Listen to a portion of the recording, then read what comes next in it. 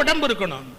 தோளை வலி உடையதாக்கி உடற்சோர்வும் பிணிப்பலவும் போக்கி அறிவாளை கொண்டு பிளந்தாலும் கட்டு மாறா உடல் உறுதி வேண்டும். யார் பாட்டு? தோளை வலி உடையதாக்கி உடற்சோர்வும் பிணிப்பலவும் போக்கி அறிவாளை கொண்டு பிளந்தாலும் கட்டு மாறா உடல் உறுதி வேண்டும். கல்லை வைரமணியாக்கல் செம்பை கட்டித்தங்கம் என செய்தல் வெறும் புல்லை நெல்லென புரிதல் பன்றி போத்தை சிங்க ஏறு ஆக்கல் மண்ணை வெல்லத்து இனிப்பு வரச் செய்தல். சுப்பிரமணிய பாரதியாருடைய பாட்டு. இதெல்லாம் உங்களுக்கு மனசுல பதியணும். எப்படி வாழணும், உடம்பு எப்படி இருக்கணும். அருவாளை வச்சு வெட்டினா கூட உடம்புல காயப்படக்கூடாதா? தோளை வலி உடையதாக்கி உடற்சோர்வும் பிணிப்பலவும் போக்கி அப்படி இருக்கணும் உடம்பு. அச்சா, மனப்பயிற்சிக்கு ஆரம்பிச்சேன். மனம் என்பது நம்முடைய வேலைக்காரனா இருக்கணும். எப்படிங்க? மனம் நம்முடைய சபார்டினேட். ஆனா மனம் நமக்கு எஜமானனா உட்கார்ந்து இருந்தா வாழ்க்கை வீணா போயிடும். இப்ப என்னுடைய கேள்வி, நீங்க இப்ப பதில் சொல்லாதீங்க. உங்களுக்கு ஞாபகம் வரும்போதெல்லாம் கேட்டு பாருங்க. ஒரு சிவப்பு ஜிப்பா போட்டுக்கிட்டு தலை நிறைச்சு கண்ணாடி போட்டு ஒரு ஆள் இம்சை பிடிச்சவன் 12 மணிக்கு நம்ம உயிரை எடுத்தான். ஒரு கேள்வி கேட்டு தொலைச்சான். மனம் உனக்கு எஜமானனா, மனம் உனக்கு வேலைக்காரனா அப்படின்னு கேட்டான். நான் டெய்லி நீங்க கேளுங்க, என் மனசு எனக்கு எஜமானனா எனக்கு அடிமையா? இப்ப சொல்லிட்டு போறேன். மன எஜமானனா இருந்தா உங்க வாழ்க்கை வீணா போயிடும். மனம் உங்க அடிமையா இருந்தா நீங்க கடவுளுக்கு சமமா வாழ்க்கையில உயர்ந்து மேல வரலாம். இதை மட்டும் புரிஞ்சுக்கிட்டா போதும். ரொம்ப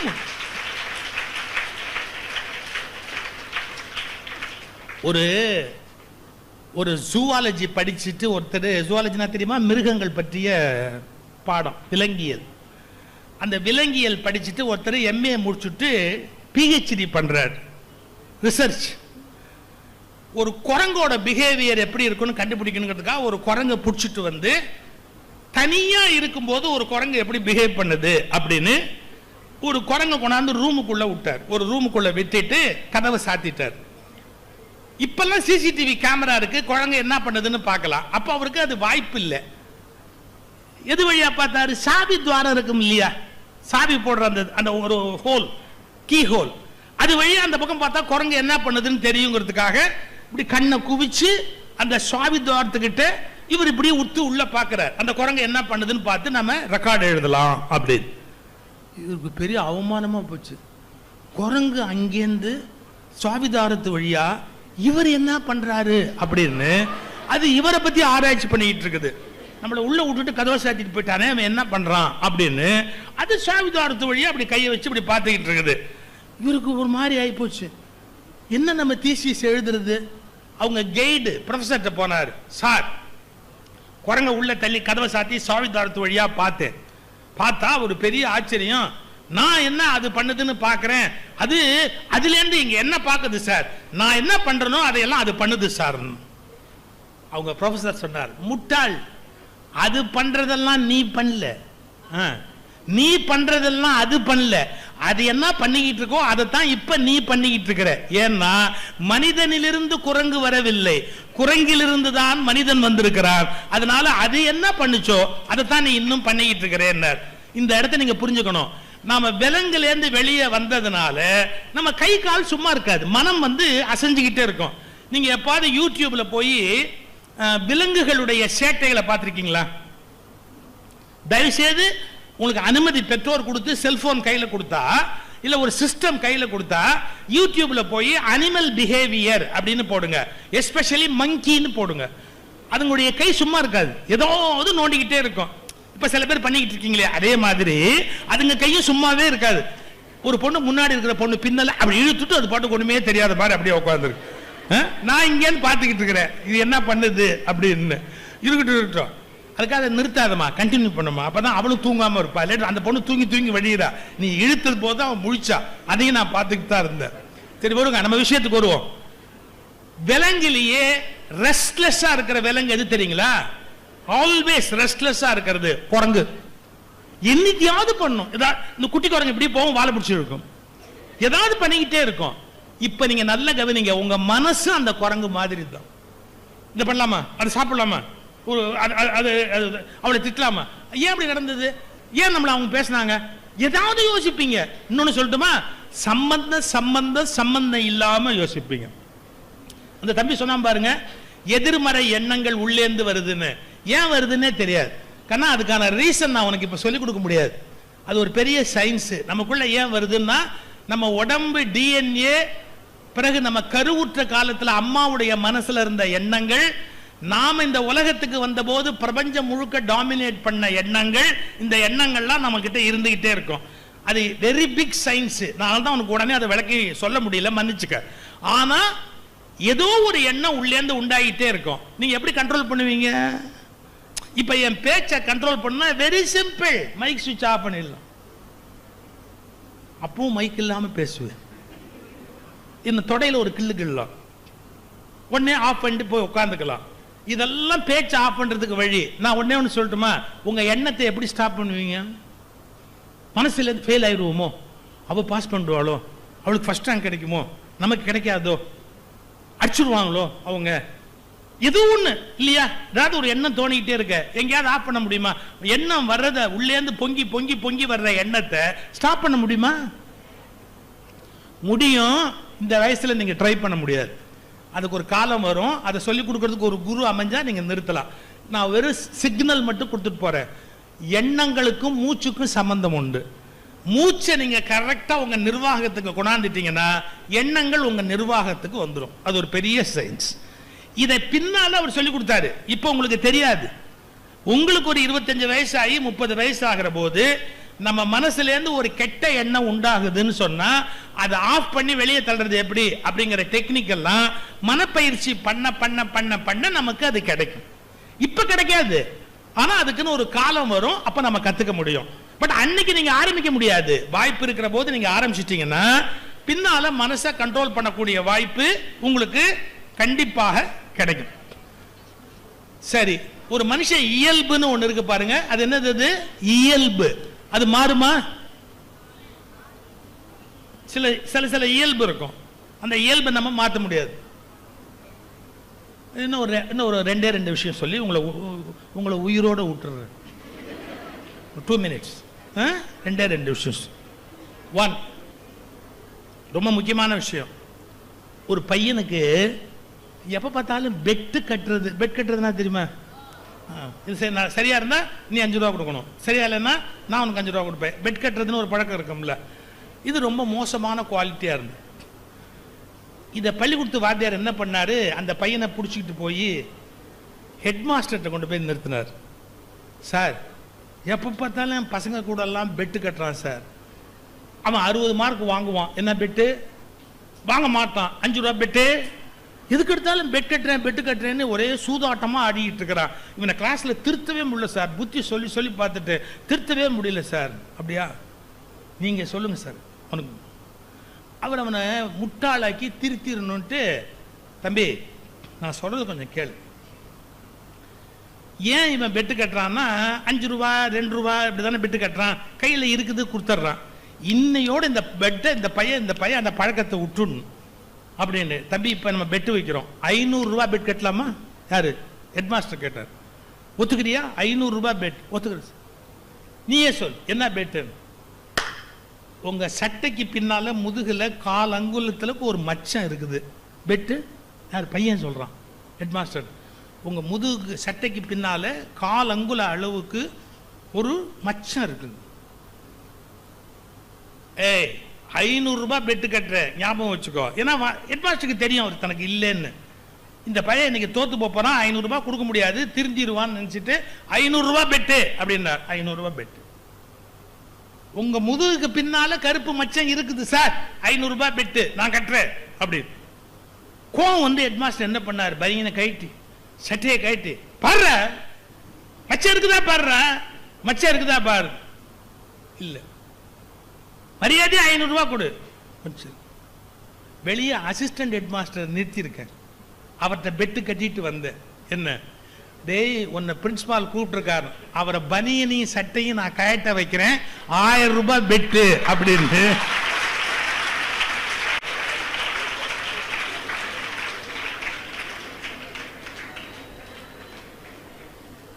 அவர்கிட்ட நான் பெட்டு கட்டி இருக்கேன். அதனால தான் இங்கே 500 ரூபாய் போனாலும் போயிட்டு போகுது, 500 ரூபாய் எனக்கு மிச்சம்னு சொல்லி உங்களை பனியனையும் சட்டையும் கைட்ட வச்சுட்டு 1000 ரூபாய் அவர்கிட்ட வாங்கிட்டு வந்து வேணும்னா நீங்களே வாங்கிக்கோங்க. அவர்கிட்ட ஒரு 500 ரூபாய் நீங்கள் வாங்கிட்டு என்னோட QR கோடுக்கு ஒரு 500 ரூபாய் அனுப்பிச்சுடுங்க அப்படின்ட்டு அவன் பாட்டுக்கு வெளியிட்டேன். நான் நீங்கள் சிரிக்கணுங்கிறதுக்காக சொல்லலை, இது ஒரு மனநோய், இயல்புக்கு அடிமையாருது. பெட்டு கட்டுறேன், சில பேர் எதுக்கு எடுத்தாலும் சத்தியமா சொல்றேன், சாமி சத்தியமா சொல்றேன், இன்னும் சில பேர் யாரா இருந்தாலும் பழியன்னு அடிச்சிருவாங்க, கோவத்தில் கை நீட்டி அடிச்சிருவாங்க. இதெல்லாம் உங்க கண்ட்ரோல்ல இல்லை, உங்களுடைய எண்ணங்கள் உங்க கண்ட்ரோல்ல இல்லாம இருக்கு. எப்படிங்க எண்ணங்களுக்கு பிரேக் போட முடியும்? காருக்கு பிரேக் போடலாம், ரயிலுக்கு பிரேக் போடலாம், எண்ணங்களுக்கு நீங்க எப்படி பிரேக் போடுவீங்க? எண்ணங்களுக்கும் பிரேக் போட முடியும். அதுக்கு பேர் தான் மனவளக்கலை பயிற்சின்னு பேர். நீங்க அதை கரெக்டா பின்பற்றிக்கிட்டே வந்தா ஒரு எண்ணம் வந்த உடனே இது தீய எண்ணம், இது தவறான எண்ணம், இதை விட்டுட்டு நாம மாற்றிக்கொள்ள வேணும் அப்படிங்கிற அந்த உணர்வு உங்களை நீங்க ஏற்படுத்திக் கொள்வதற்கு துணையாக இருக்கும். இன்னும் நான் சொன்னல 2 செய்தியில ஒன்ன சொல்றேன். நான் சொல்லிதான் நீங்க எல்லாத்தையும் தெரிஞ்சுக்கணுங்கிற அவசியம் இல்லை. நீங்களாம் கெட்டிக்கார பிள்ளைங்க, உண்மையில சொல்றதா இருந்தா உங்ககிட்ட பேசுறது தான் கஷ்டம். அவர் ஆரம்பிக்கும் போது வாழ்க்கை எவ்வளவு வறுமையா இருந்துன்னு சொன்னார்ல. ஐயா மைக் இருந்தா அவர்கிட்ட கொடுங்க, ஹேண்ட் மைக் கொடுங்க, ஹேண்ட் மைக் அவர்கிட்ட கொடுங்க, ஹேண்ட் மைக் அவர்கிட்ட கொடுங்க. தலைவர் முருகானந்தவேல் ஹேண்ட் மைக் இருக்கா?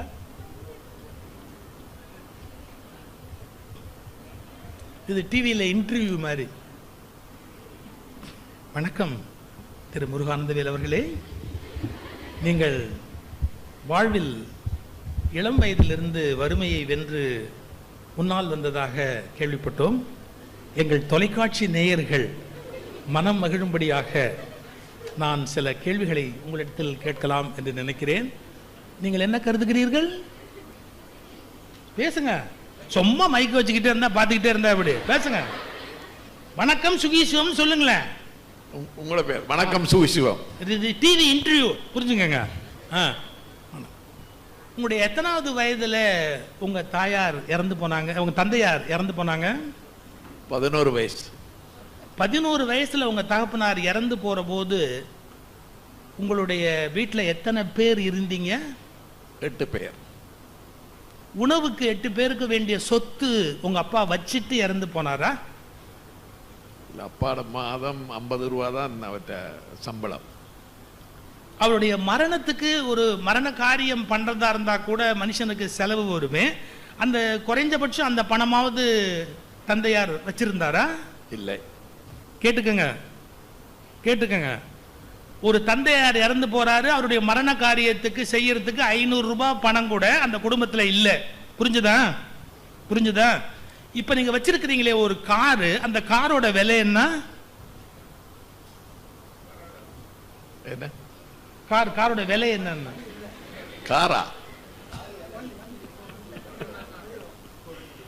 6 கோடி ரூபாய்.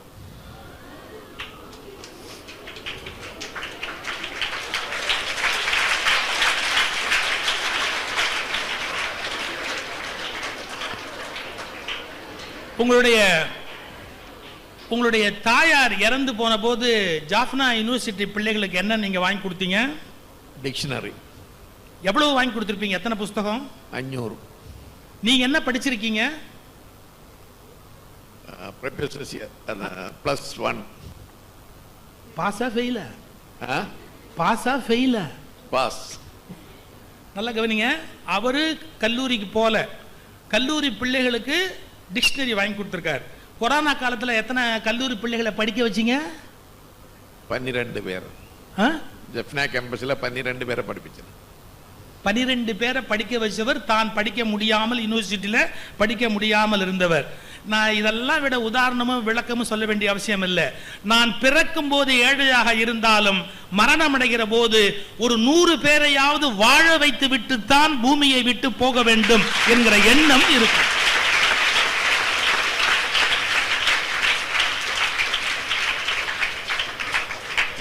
இப்ப நீங்க இங்க 1400 பேர் சாப்பிட போறீங்கல்ல, 1400 பேர் சாப்பிட போறீங்க. எவ்வளவு அதுக்கு பில்லு?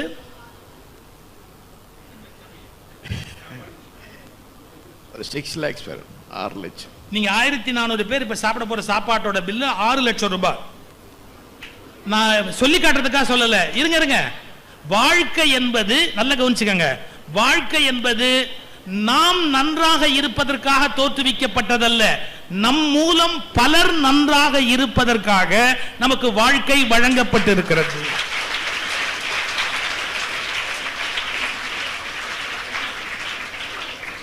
ஐயா, இத்துடன் இந்த நிகழ்ச்சி முடிவடைந்தது. நன்றி முருகானந்தவேல் அவர்களே. இப்ப நான் சொல்ல வந்த செய்தியை சொல்லிட்டு சொல்றேன் பாருங்க. அம்மா உன்ன மாதிரி வச்சுக்க, நீ இல்ல 2 பெண் குழந்தைங்க இப்படி உட்கார்ந்து நின்றுட்டு இருக்குது. பார்க்கல உட்கார்ந்து இருக்க ஒரு பொண்ணு, இன்னொரு பொண்ணு சொல்லுது, வீட்டுக்கு போலியா, ஸ்கூல் முடிஞ்சிருச்சு, நீ வீட்டுக்கு போலியா அப்படின்னு கேட்குது. இந்த உட்கார்ந்து இருக்க பொண்ணு சொல்லு, எனக்கு வீட்டுக்கு போக பிடிக்கல. ஏன் வீட்டுக்கு போக உனக்கு பிடிக்கல? வீட்டுக்கு போனா எங்க அம்மா திட்டுவாங்க. எங்க அம்மா எப்ப பார்த்தாலும் திட்டுவாங்க, காலையிலே திட்டுவாங்க, மத்தியானம் திட்டுவாங்க, ராத்திரி திட்டுவாங்க. ஏன் இதை இப்படி பண்ணினா, ஏன் இதை அப்படி பண்ணினா, ஏன் இது இங்க வச்சா, எப்ப பார்த்தாலும் எங்க அம்மா திட்டிக் கொண்டே. எனக்கு எங்க அம்மாவை பிடிக்கல. அம்மா என்ன பண்ணுவாங்க? திட்டுவாங்க, திட்டிக்கிட்டே இருப்பாங்க. அந்த அடுத்த குழந்தை என்ன சொல்லிச்சு தெரியுமா? உனக்காவது திட்டுறதுக்கு ஒரு அம்மா இருக்காங்க, எனக்கு திட்டுறதுக்கு கூட அம்மா இல்லை. புரிஞ்சுதா? எனக்கு திட்டுறதுக்கு கூட அம்மா இல்லை. அந்த குழந்தை யாரு? தாய் இல்லாத குழந்தை.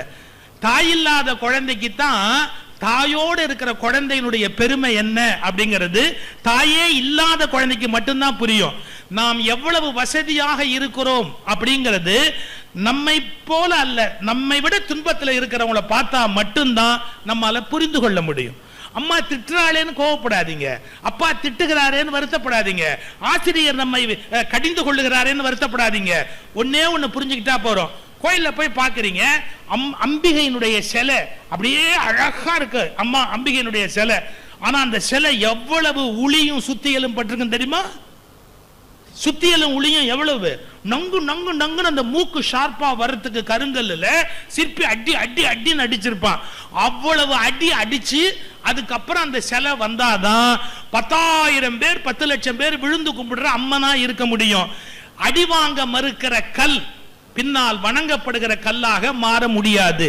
மிதி வாங்குகிற கல் தான் பின்னால் மதிக்கப்படுகிற கல்லாக உயர முடியும். உங்களை யார் திட்டினாலும், ஆசிரியர் கோபித்தாலும், யார் உங்களை வைதாலும் உங்களை கடவுளாக மாற்றிக் கொண்டிருக்கிறார்கள் என்பதை தயவு செய்து புரிந்து கொள்ளுங்கள்.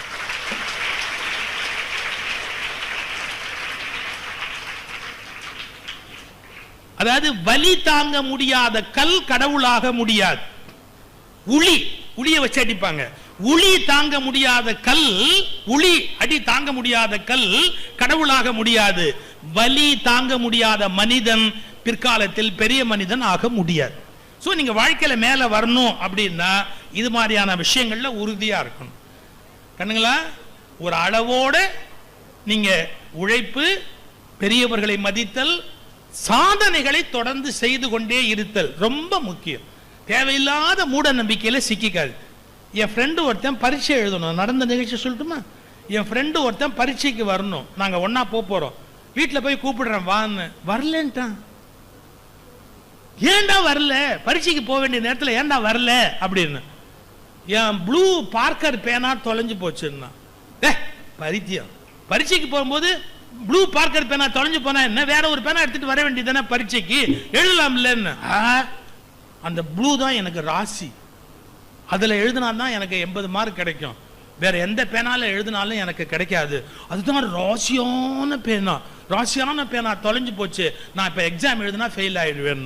கரெக்டா? அது இல்ல இல்ல, ராசியானதுன்னு எதுலையும் போய் லாக் ஆயிடாதீங்க. இதுதான் ராசி, இந்த கலர் ராசி, இந்த நிற ராசி, இந்த இப்படி இதுதான் எனக்கு, அதெல்லாம் தயவு செய்து வேணும். ஒருத்தன் இன்டர்வியூக்கு வந்தான்.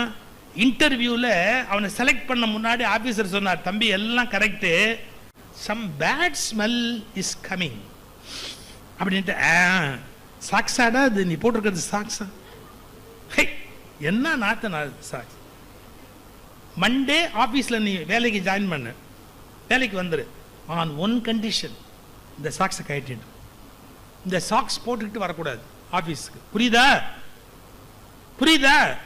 மண்டே வேலைக்கு ஜாயின். மண்டே வேலைக்கு வந்தான். அந்த பாஸ் வந்தார். வெரி குட், ஜாயின் பண்ணிட்டியா? ஜாயின் பண்ணிட்டேன். சாக்ஸ் மாத்திட்டியா? மாத்திட்டு, புது சாக்ஸ் போட்டு. ஆனா அவனை விட்டு கிராஸ் பண்ணும்போது அதே ஸ்மெல் வந்து.